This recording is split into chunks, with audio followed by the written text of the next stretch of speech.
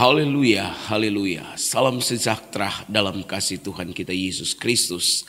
Salam bahagia bagimu selalu. Saudara, saat ini kita bersyukur kepada Tuhan karena Tuhan telah membuktikan atau sedang membuktikan bahwa beberapa orang yang sedang melaksanakan tuntutan ibadah mereka, justru pada waktu mereka melaksanakan kewajiban tuntutan ibadah mereka itu, maka Tuhan memanggil mereka, Tuhan menampakkan diri kepada mereka dan membuat mereka percaya kepada Tuhan Yesus Kristus.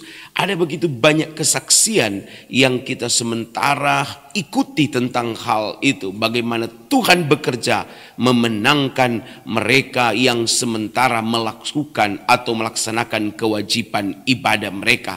Salah satunya kita akan lihat saat ini bagaimana Tuhan bekerja menyelamatkan seorang ibu yang sedang melaksanakan kewajiban ibadahnya, justru dipanggil Tuhan untuk percaya kepada Tuhan Yesus Kristus. Haleluya.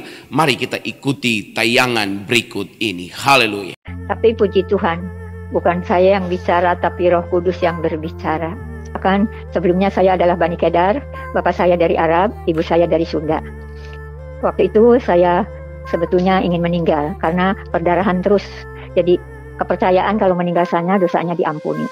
Tapi ternyata lain, apa yang dipikirkan manusia, kehendak Tuhan lain. Kami dari Malaysia dengan saya setelah tawaf, kami melihat salib di atas tulisan. Sesudah itu di Madinah, di tempat makamnya, dengan tiba-tiba ketika saya sholat subuh sedang baca Qul a'udzu birabbinas malikinas ilahinas, itu dengan tiba-tiba saya melihat ada seorang laki-laki pakai jubah tinggi, setinggi melebihi. Tapi setelah itu saya pingsan karena melihat sinar dari kepalanya itu.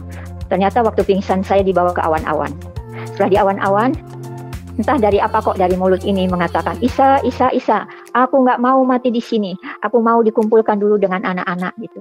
Akhirnya karena saya menendang kaki, tangan juga ikut ke kanan ke kiri, jadi mereka marah. Ibu kok sholat subuh dikatakan Isa, ibu rupanya kemasukan setan, katanya begitu. Tapi ya puji Tuhan, setelah saya merenungkan, akhirnya setelah saya pulang, saya membaca Taurat dan Injil dari Al-Quran. Ternyata saya baru tahu bahwa Alkitabah itu adalah untuk Taurat dan Injil, kitab suci umat Nasrani. Kalau Alkitabi adalah Al-Quran. Jadi artinya kitab suci umat Islam. Dan waktu saya belajar di sana, yang diajarkan tuh yang terpenting, ibu harus mengerti bahwa di dalam surat diturunkan ada ayat yang hak, ada yang batil. Nah itu harus tahu perbedaan antara yang hak dengan yang batil. Akhirnya baru saya tahu kok pengajarannya lain dah. Yang hak yang bagaimana? Yang hak itu yang membenarkan isi kitab-kitab sebelumnya. Contoh Ali Imran, bahwa Al-Quran itu membenarkan isi kitab-kitab sebelumnya. Jadi di situ ada Allah berfirman, Hei Isa, aku akan mewafatkanmu dan mengangkatmu ke sisiku, dan pengikutmu akan kujadikan lebih mulia atau di atas orang-orang kafir sampai hari kiamat.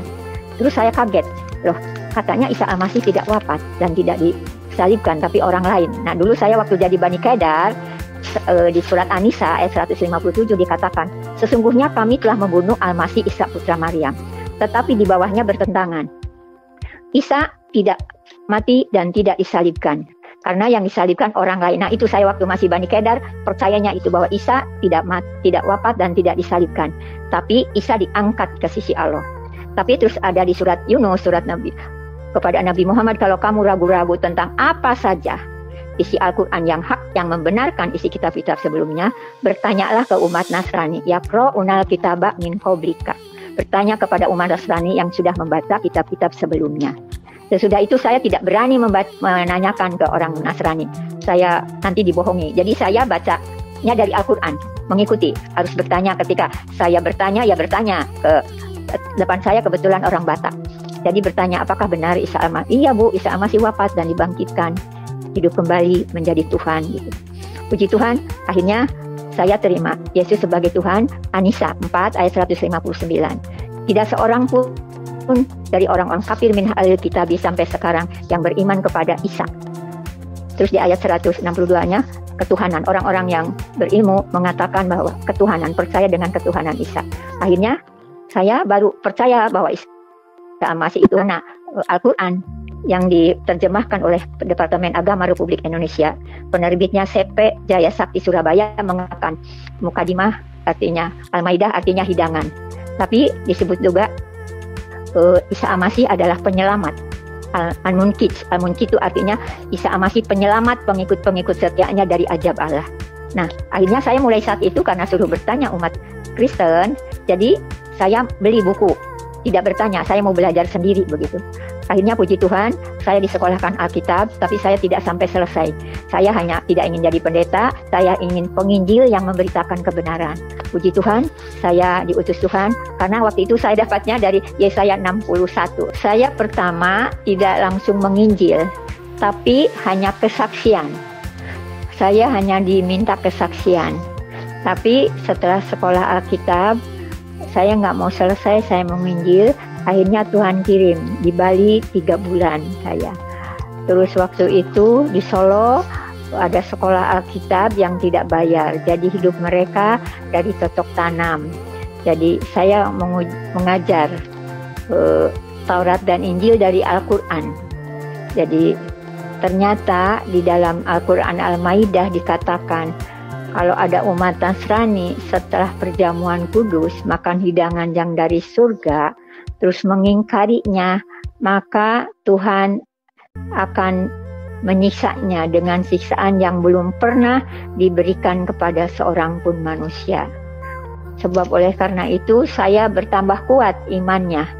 Oh, kalau begitu ya sudah, saya mau dibaptis. Akhirnya saya dibaptis di satu gereja.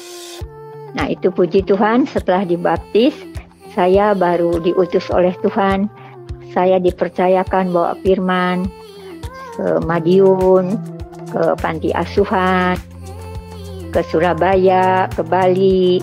Ya puji Tuhan, di Bali kemuliaan Tuhan dinyatakan, sampai ada orang-orang yang dibaptis.